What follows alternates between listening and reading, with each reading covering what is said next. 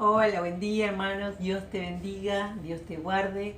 Qué bueno que te unas a la reunión de esta mañana, a la reunión de los domingos a través de las redes sociales.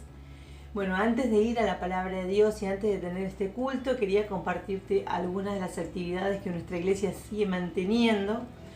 Te cuento, los lunes está el discipulado de jóvenes. En este espacio los jóvenes aprenden de la palabra y aprenden cómo aplicarla a su vida. Los miércoles está el comedor. Este comedor es de muchísima bendición para muchísimas familias. Se están entregando entre 140 y 160 porciones de alimentos cada miércoles. Así que si vos estás en necesidad, acércate, te vamos a estar esperando. Y si conoces a alguien que necesita de esta ayuda, avísale los miércoles a las 8 de la noche.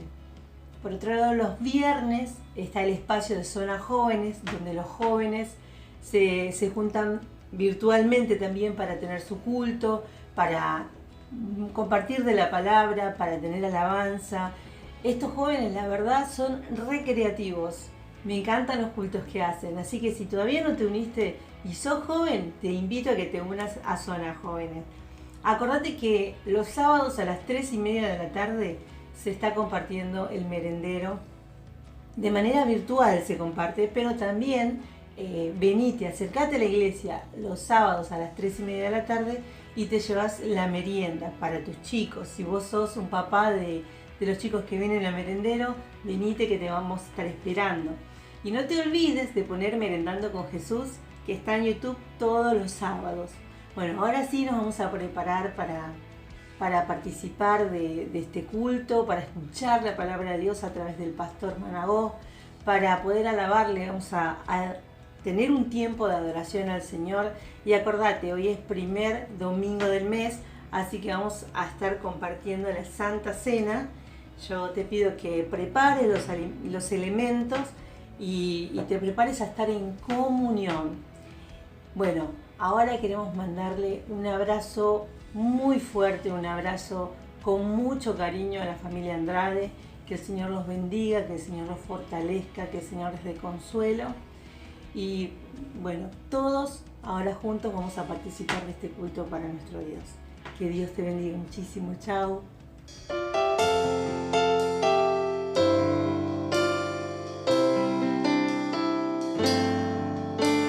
Te amo, te amo, es todo lo que puedo decir. Te adoro,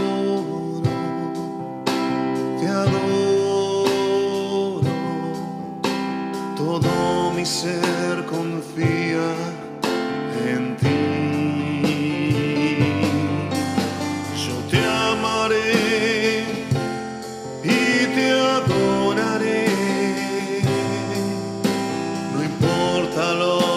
Pueda venir en ti, Señor, siempre confiaré y te amaré hasta el fin. Te amo,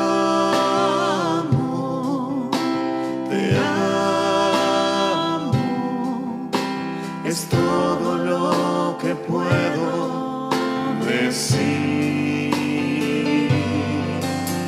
Te adoro,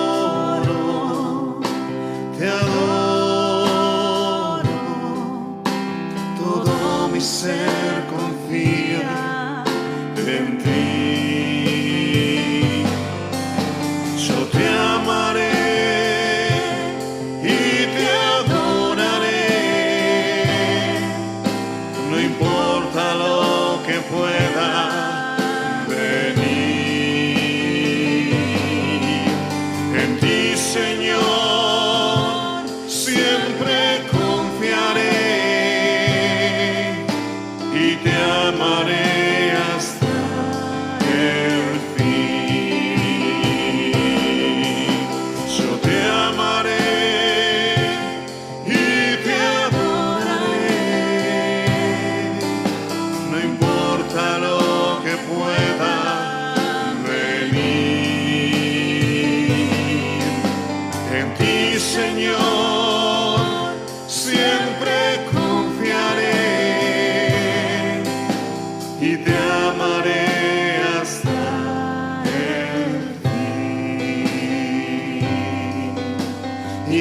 amaré hasta el fin,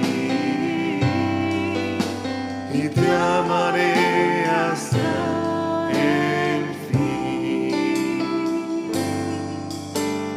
Yo quiero ser como tú. Yo quiero ser como tú. Yo quiero ser un vaso de tu amor. Yo quiero ser como tú. Yo quiero ser como tú. Yo quiero ser como tú. Yo quiero ser un vaso de tu amor. Yo quiero ser como tú. Yo quiero ser como tú. Yo quiero ser como tú. Yo quiero ser un vaso de tu amor. Yo quiero ser como tú. Yo quiero ser como tú. Yo quiero ser como tú.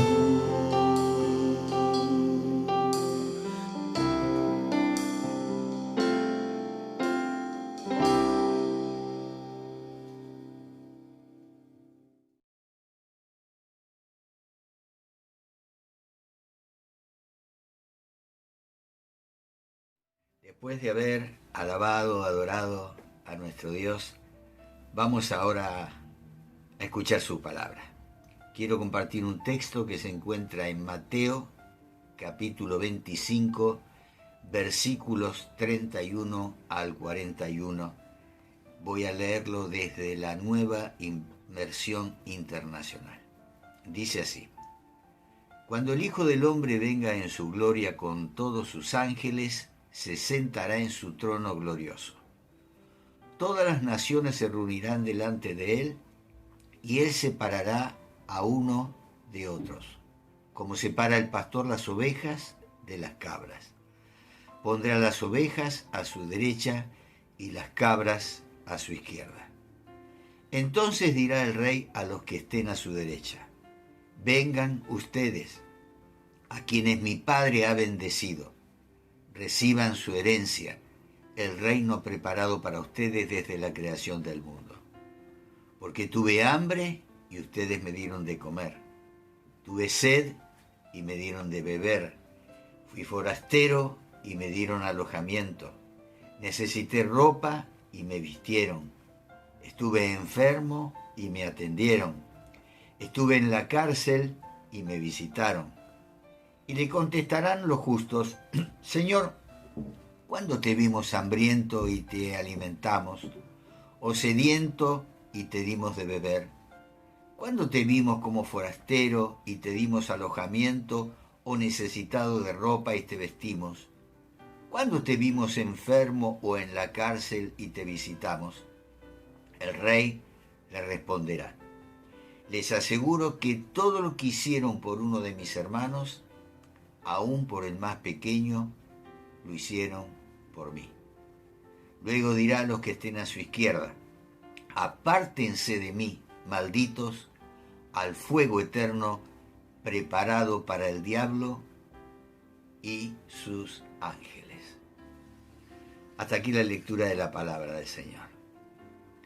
Yo recuerdo en mis épocas de estudiante que nada me producía más estrés que los exámenes de los cursos que nos provenían a un grado superior de estudio. Sobre todo los exámenes orales, los exámenes que teníamos que dar delante de 2 o 3 profesores en la facultad. tuve problemas con algunos cursos. Y en mi tiempo eso significaba que tenía que ir a un recuperatorio de la materia, como la última chance para poder pasar el curso. Y en la vida nos enfrentamos a infinidad de exámenes finales, que demandan nuestra atención y hasta preocupación, dependiendo de su naturaleza. La mayoría de esos exámenes son temporales y con frecuencia somos sometidos a fuertes presiones y preocupaciones. Pero todo ser humano se va a tener que enfrentar a este examen final en su vida. El último examen que determinará dónde pasará su eternidad.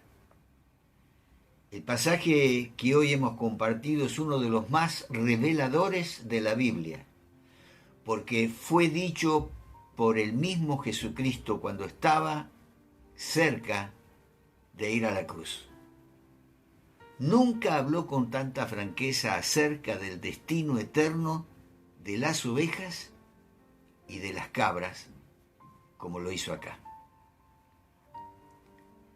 Observamos que Cristo va a la cruz, pero habla de su reino. Pronto Él será condenado por gobernantes, pero habla de un trono donde se establecerá una vez para juzgar a las naciones. Por eso decimos que este tiempo de gracia, el Señor tiene una función de abogado, intercediendo por cada uno de nosotros. Pero cuando reciba la orden del Padre de juzgar a las naciones y a los hombres, ya vendrá no como abogado, sino como juez. Y este pasaje nos presenta lo que creo que es la frase más dulce dicha por Jesús acerca de los galardones.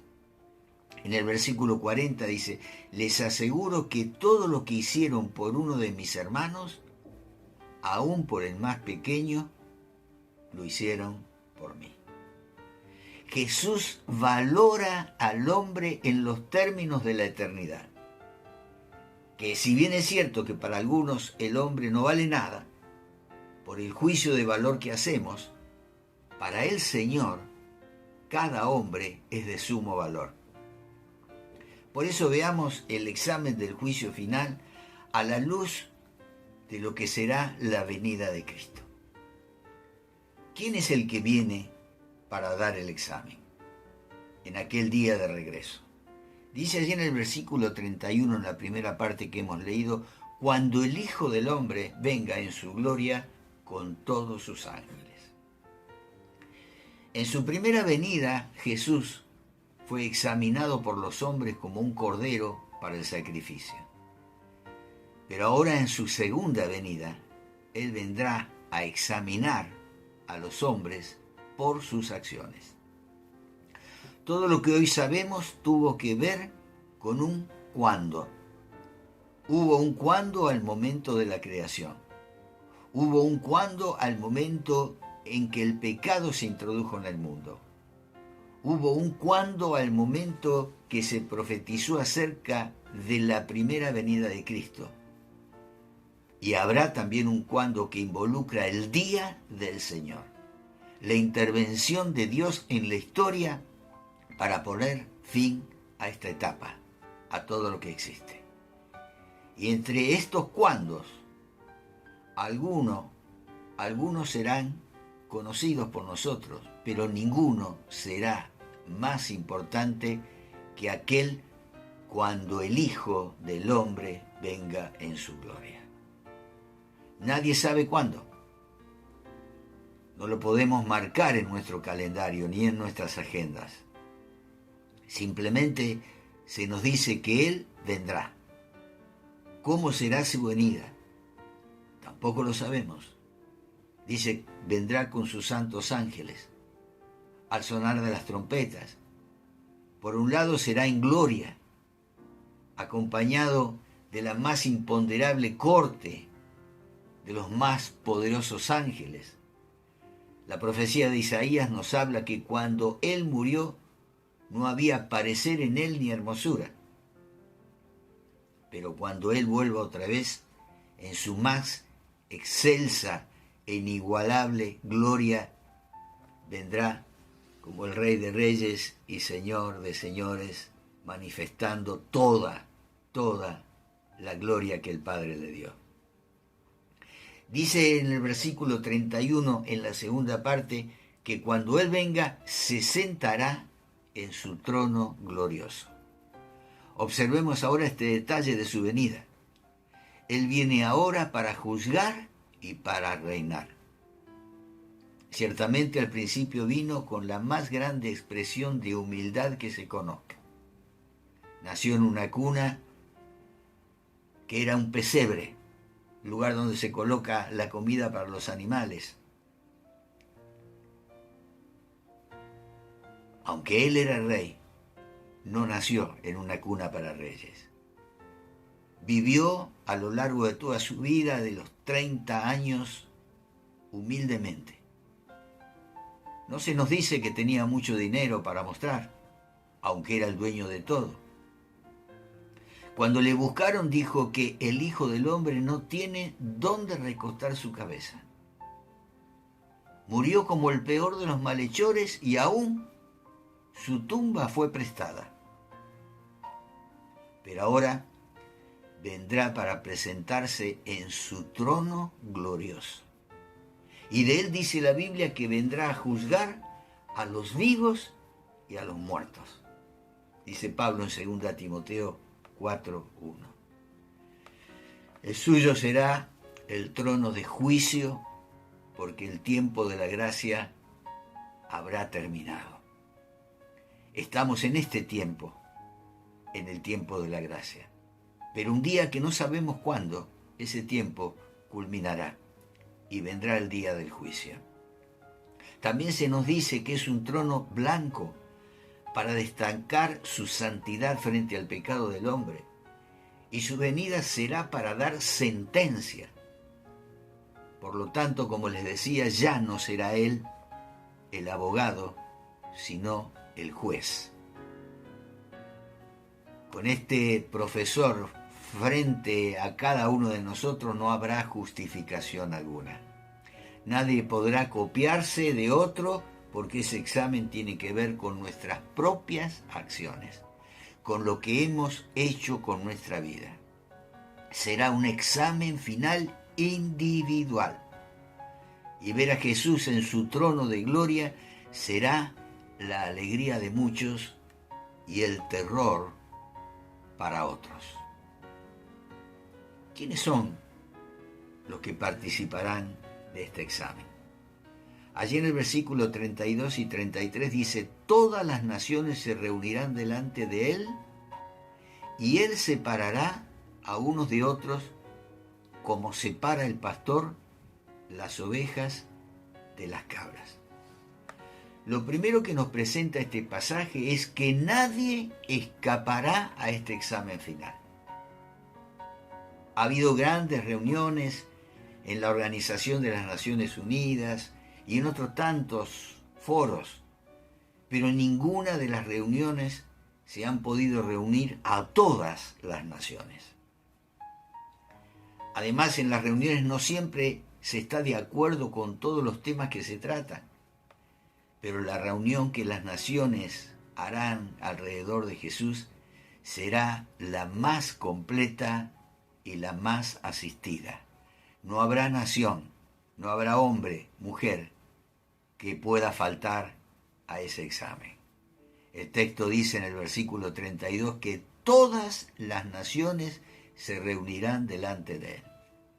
Y esto habla primero del poder de convocatoria que tiene este examen final. Imaginémonos por un momento a los hombres que gobernaron tan injustamente, o algún imperio que causó tanto daño y que mató a tantos ciudadanos. Imagínense a sus gobernantes arrogantes venir ahora delante del que será Rey de Reyes y Señor de Señores. Pero el texto dice que habrá una separación y la figura es como lo hace el pastor con sus ovejas y sus cabritos. El acto de separar nos habla que en el juicio final cada hombre y cada mujer serán tratados individualmente por su carácter y por sus obras. El tratamiento del juicio será totalmente individual, personal. Dice el versículo 33, pondrá a las ovejas a su derecha y a las cabras a su izquierda. Jesús fue un gran maestro en el tema de las ilustraciones. Sus parábolas dan razón de la forma como enseñó. Comparar a los perdidos con los cabritos y a los salvados con las ovejas fue definir de una manera muy marcada a aquellos que participarán de este examen final. La práctica de la separación fue muy común del oficio pastoril. Al fin de cada día, cuando ubicaban a las ovejas en un lugar y a los cabritos en otro lugar. Y lo primero que debemos notar es que son animales distintos en su carácter y naturaleza. Mientras está de día, el pastor los deja todos mezclados, pero cuando llega la noche, los separa. Por otro lado, esta comparación de los cabritos y las ovejas era un asunto de sumo valor. Y este evento era de suma importancia porque las ovejas producían leche, lana y carne. En esta vida todos andamos mezclados durante el día porque estamos en el mundo. Pero llegará la noche cuando el pastor nos llame y nos separe para nuestro destino final. Siempre cuando se acercaba el tiempo de los exámenes nos preguntábamos entre los que teníamos que darlo, ¿cuál será el tema que nos va a preguntar? ¿Cuáles serán las preguntas que nos harán los profesores? Y también aquí nos preguntamos cuáles serán. Y el texto que hemos leído nos dice cuáles serán las preguntas del examen. En los versículos 34-40 las encontramos. Dice así en el versículo 34.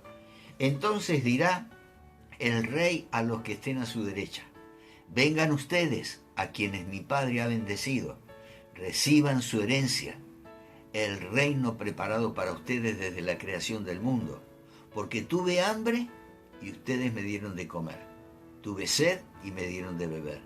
Fui forastero y me dieron alojamiento. Necesité ropa y me vistieron. Estuve enfermo y me atendieron. Estuve en la cárcel y me visitaron. Y le contestarán los justos: Señor, ¿cuándo te vimos hambriento y te alimentamos? ¿O sedientos y te dimos de beber? ¿Cuándo te vimos como forastero y te dimos alojamiento? ¿O necesitado de ropa y te vestimos? ¿Cuándo te vimos enfermo o en la cárcel y te visitamos? Y el rey le responderá: les aseguro que todo lo que hicieron por uno de mis hermanos, aún por el más pequeño, lo hicieron por mí. En este texto se nos revela cuál es el contenido del examen. Lo primero que vemos acá es la gran sorpresa de los justos al oír de la propia boca de su Salvador las palabras más dulces que se podrán escuchar en aquel día, cuando estemos en su presencia. Les aseguro que todo lo que hicieron por uno de mis hermanos, aún por el más pequeño, lo hicieron por mí. Y en esta pregunta que hacen los sorprendidos del Señor, hay 6 actos de necesidad donde estuvieron envueltos los justos y los injustos, y donde el creyente se hace merecedor de los elogios del cielo. Las 3 primeras necesidades son hambre, sed y techo. Son de carácter universal y para eso todos tenemos el sagrado deber de ayudar. Diríamos que estos actos de amor los podemos hacer con más facilidad que las otras 3, pues estas últimas, que tienen un mayor grado de miseria, requieren de mayor compromiso y más sacrificios y atención para hacerla. Cuando Jesús dijo, lo hicieron por mí, estaba reconociendo que Él pasó por esas miserias humanas en su más honda identificación con el hombre en sus penas.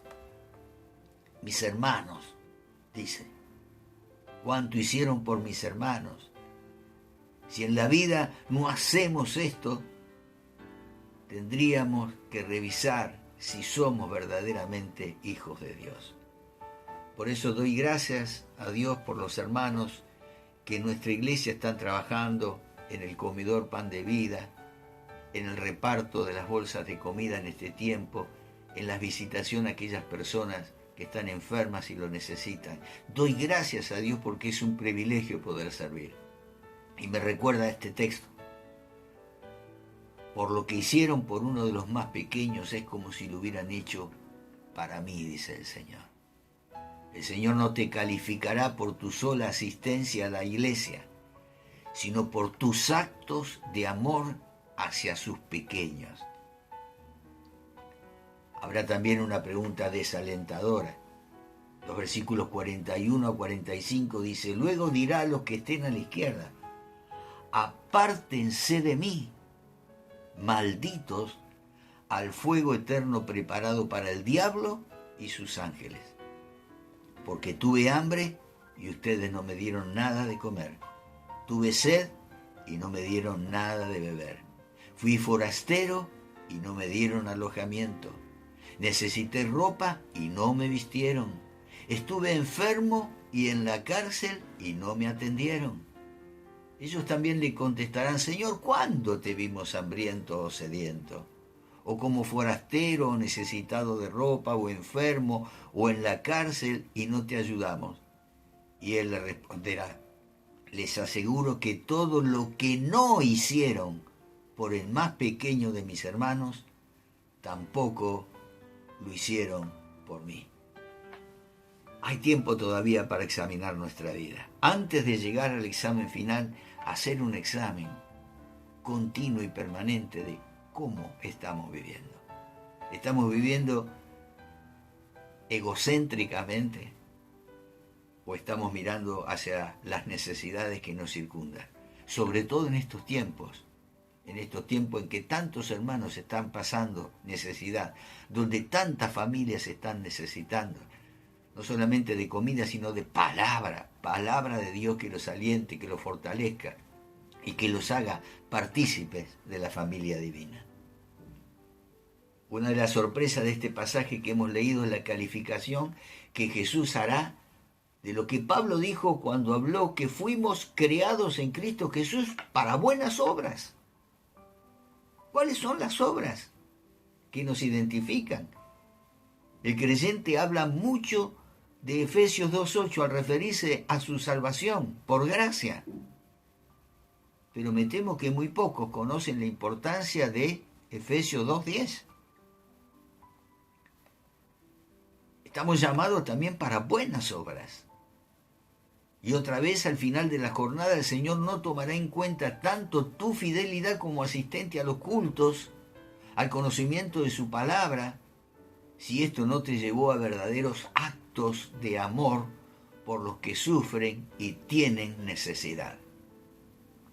Y como este pasaje habla de los cabritos que están a la izquierda, la sentencia de condenación para ellos tendrá que ver con la ausencia de la misericordia, de la bondad y el amor demostrado hacia su prójimo, lo cual es un reflejo de una gran omisión, no solo por los más necesitados, sino porque ellos no conocieron al Rey a través de los que deberían servir.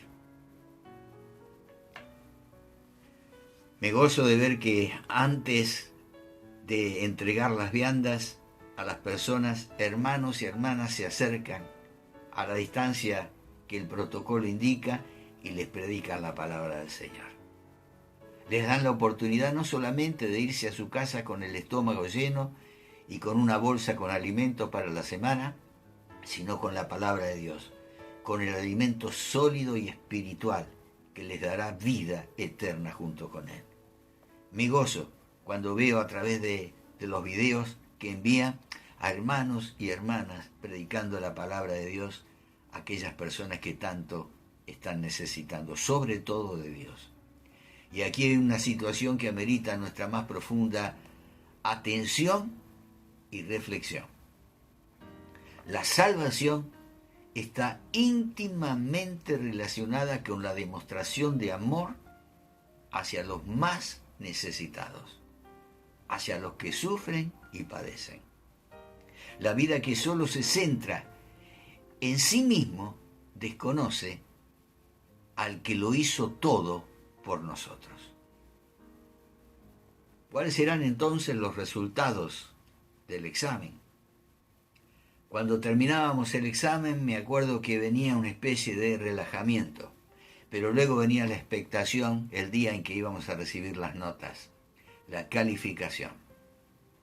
Y aquí veremos también quiénes son los que aprobarán ese examen final y quiénes lo reprobarán. Dice allí en los versículos 33 y 34 que las ovejas serán puestas a la derecha, y ese es el lugar de honor. Allí se sientan los nobles y príncipes. La gente que era invitada a sentarse a la derecha del rey era para ser distinguida con el más grande honor y privilegio. Y además de esta distinción, el Señor los llama benditos de mi Padre. Cualquier bendición siempre será bienvenida, pero que ella venga de Dios es simplemente indescriptible. Y esa bendición tiene que ver con la herencia que nos espera. Las herencias terrenales son pasajeras y muchas veces son motivos de conflictos entre los herederos. La que aguarda a los redimidos es eterna y preparada mucho antes de que vos y yo naciéramos. ¿No es esto maravilloso? Escuchemos lo siguiente. Dios no nos creó para ser parte de algún reino terrenal, donde impera la corrupción y la maldad. Él te creó para ser parte de su reino eterno. Por eso observa que antes que nacieras ya Dios había pensado en vos y te había asignado un lugar cerca de Él, a su derecha, en el lugar de privilegio. Pero observa también que nada de esto es posible si no vemos que Jesús habla de esas bendiciones en la proporción de nuestra entrega a las 7 cosas que aquí se mencionan. La aprobación de este examen es directamente proporcional al contenido de estas 7 demandas que el Señor nos hace. Las palabras más fuertes de esta historia son las que pronuncia allí en el versículo 41, refiriéndose a los cabritos. Apártense de mí, malditos. Mientras una es la invitación más gloriosa para estar con el Padre Eterno, esta otra es la invitación más triste al hablarles de una separación eterna. Apártense de mí, más que una invitación es una orden. Apártense de mí, malditos. Cualquier separación es superable aquí en la tierra, pero la separación eterna, la que habla del castigo eterno, rompe con todos los moldes, con todo lo imaginable. Y aquí los que no pasarán el examen. La diferencia de este examen con los otros que hacemos en la tierra, con los otros que hemos hecho en el colegio o en la universidad, es que mientras en uno tenemos otras chances para recuperar la materia, para repetir el grado, para hacer un recuperatorio, en este examen final, dictado por Jesús, no hay más oportunidades. La condenación será eterna. Y esto es muy serio. El examen final para cada ser humano está determinado por sus obras. Dice Santiago que la fe sin obras es una fe muerta. Y hablamos de las obras no para salvación, sino de las obras como resultado de la salvación. Según Efesios 2, del 8 al 10. El creyente debe asegurarse que su luz brille delante de los hombres para que ellos puedan ver las buenas obras de ustedes y alaben al Padre que está en los cielos. Este mensaje tiene que llevarnos a una profunda evaluación acerca de la vida que estamos llevando.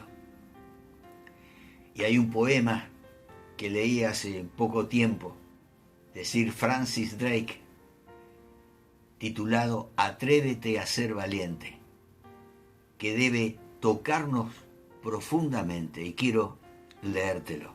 Pertúrbanos, Señor, cuando estamos muy contentos con nosotros mismos, cuando nuestros sueños se han hecho realidad, porque hemos soñado demasiado poco, cuando llegamos a salvo porque navegamos demasiado cerca de la orilla. Pertúrbanos, Señor, cuando con la abundancia de las cosas que poseemos hemos perdido nuestra sed por las aguas de la vida, cuando habiéndonos enamorados del tiempo hemos dejado de soñar con la eternidad, y en nuestros esfuerzos por construir una nueva tierra hemos permitido que nuestra visión del nuevo cielo se oscurezca.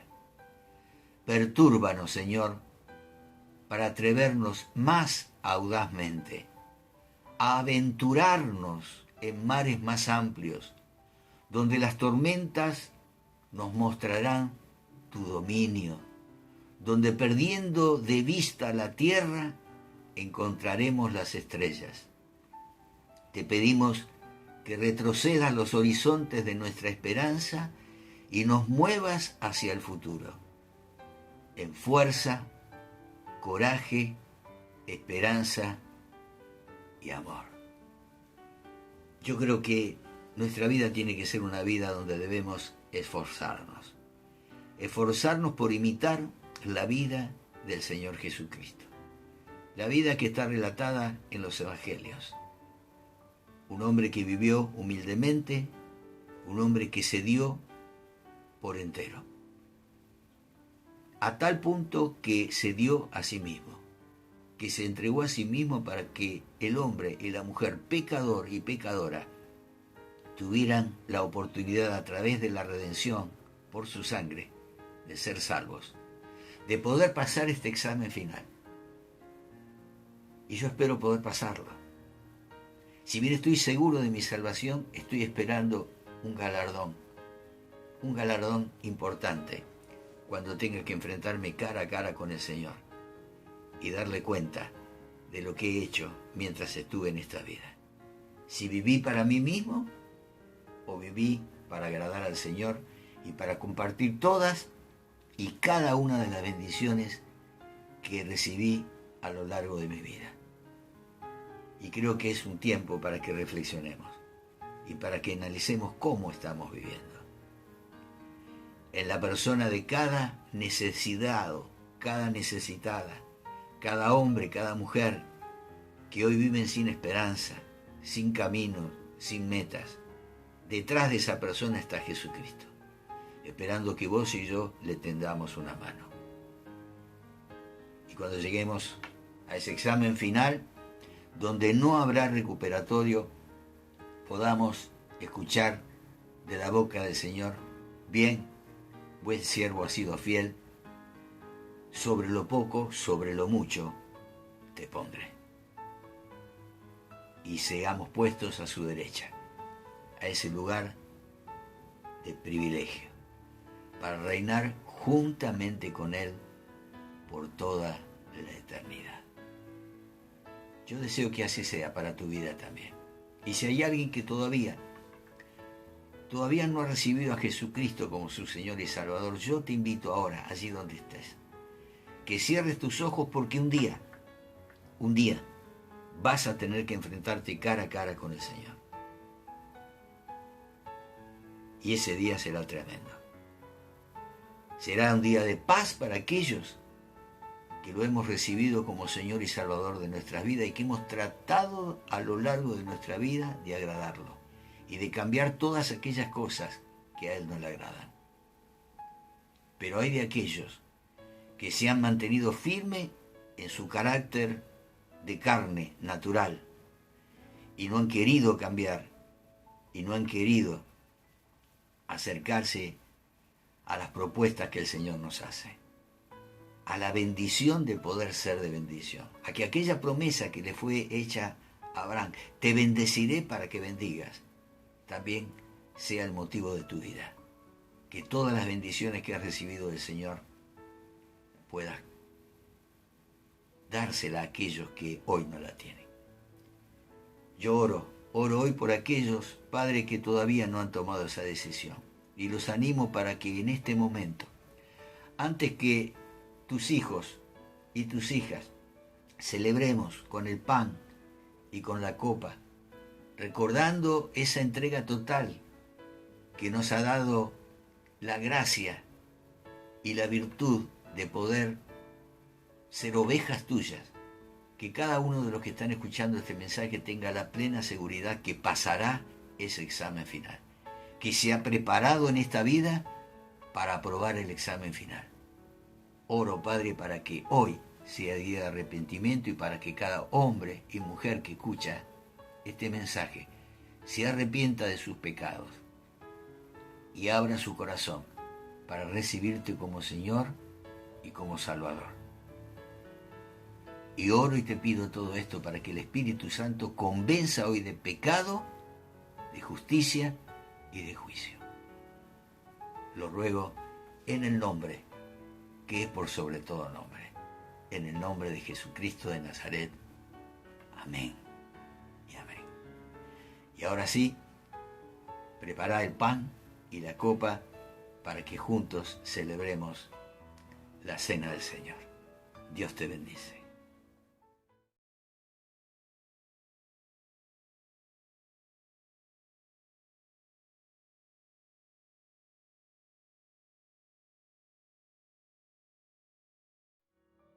Y ahora, después de haber escuchado la palabra del Señor y de haber meditado y de habernos preparado para pasar ese examen final, del cual todos tendremos que presentarnos a esa mesa examinadora, vamos a compartir ahora juntos, ustedes en su casa, nosotros en la nuestra, la cena del Señor.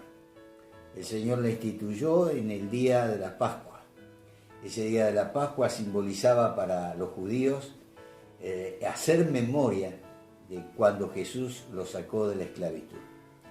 Y yo creo que es bueno que también nosotros hagamos memoria del momento en que el Señor nos sacó de la esclavitud del pecado, en que pudimos escuchar el mensaje de salvación y fuimos salvos.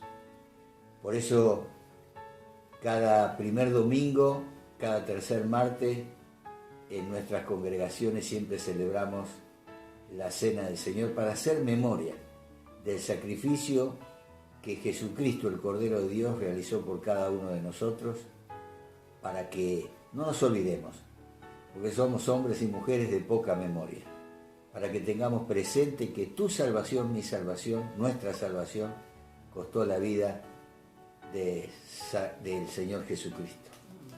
Una vida sin mancha, sin pecado. Por eso queremos recordarlo hoy dignamente, comiendo del pan y bebiendo de la copa como Él lo estableció. Y dice la palabra allí en Mateo 26, 26, que mientras comían la Pascua, Jesús tomó pan y lo bendijo. Y vamos a hacer lo mismo nosotros. Vamos a tomar el pan que nos recuerda ese cuerpo de Jesucristo molido por nuestros pecados y vamos a dar gracias también pidiendo que Dios lo bendiga para que hagamos memoria de ese sacrificio tan maravilloso que hizo por nosotros. Le doy gracias por el pan, por favor. Padre Santo, te damos gracias, gracias, gracias por este pan que representa el cuerpo de Jesucristo partido, molido en la cruz a favor nuestro, Señor. Te damos gracias por ese sacrificio. Gracias porque en ese cuerpo llevaste todas nuestras enfermedades, todas nuestras dolencias, todo lo que hemos sufrido y sufrimos aquí en la vida, tú lo llevaste en ese cuerpo. Por eso, Señor, bendecimos este pan y te damos gracias. Gracias porque todo lo hiciste por amor. En el nombre de Jesús. Amén. Amén.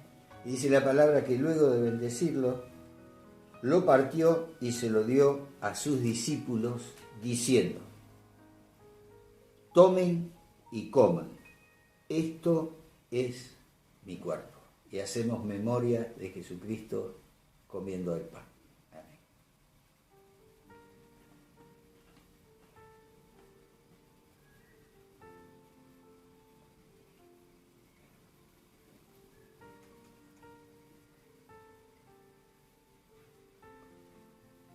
Dice allí en el versículo 27 de San Mateo capítulo 26, después tomó la copa y dio gracias.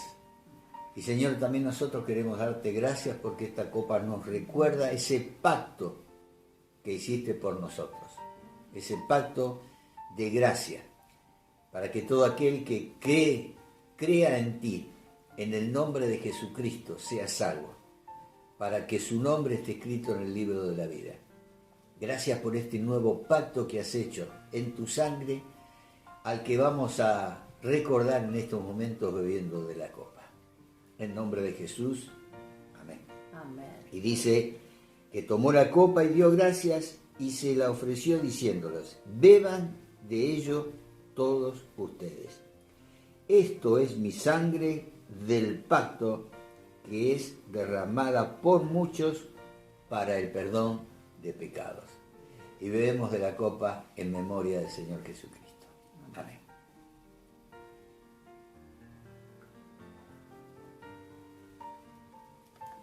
Y todas las veces que comamos este pan y bebamos esta copa, anunciamos el nombre del Señor. Amén. Él dice que os digo que no beberé de este fruto de la vid desde ahora en adelante hasta el día en que beba con ustedes el vino nuevo en el reino de mi Padre. Aleluya. Después de aprobar el examen sobre el cual hemos predicado hoy, beberemos el vino nuevo y se celebrarán las bodas del Cordero, donde vos y yo estaremos participando junto con el mismo Señor. Allí le veremos cara a cara. Aleluya. Y qué bueno que es estar en comunión, aún estando separados en forma personal, pero unidos en el Espíritu. Les bendecimos, Ana y yo, y deseamos que el Señor les dé una vida gozosa, fructífera y bendecida por Él. Amén. Dios los bendiga. Y Él le bendiga.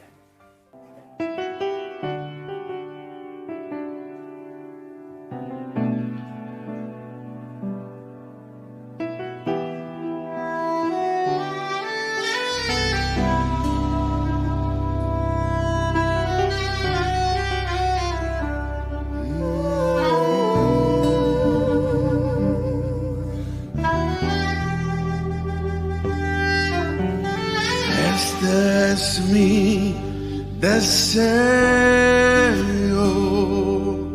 honrarte a ti con todo mi ser, te adoro a ti.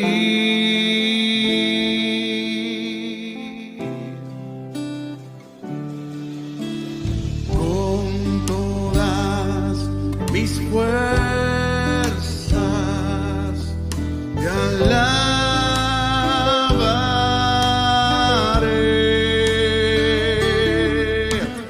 mi adoración eres tú.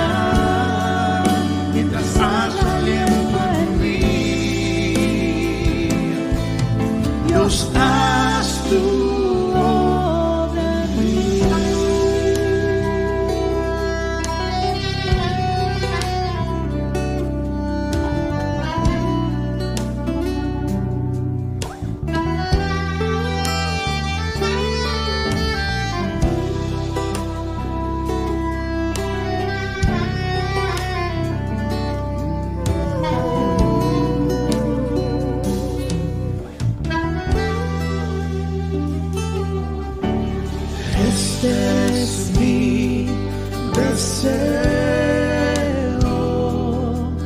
honrarte a ti con todo mi ser, te adoro a ti.